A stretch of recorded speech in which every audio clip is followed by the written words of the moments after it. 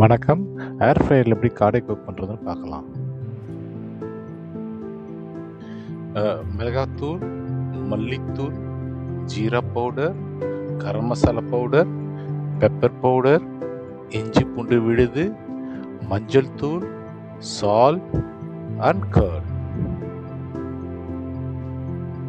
Prepare பண்ண மசாலாவை எடுத்து காடை மேல நல்லா தடவி 1/2 மணி நேரம் ஊற வைங்க.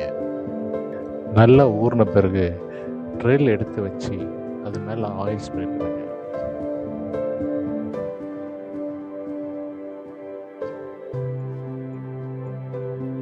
ஏர் ஃப்ரையரில் 200 டிகிரி 25 மினிட்ஸ் டைம் செட் பண்ணி வச்சுருங்க. ஆஃப்டர் 25 மினிட்ஸ் பாருங்கள் எவ்வளோ நல்லா கோல்டன் ப்ரௌனாக வந்திருக்கு. நல்லா கிறிஸ்பியாக இருக்குது.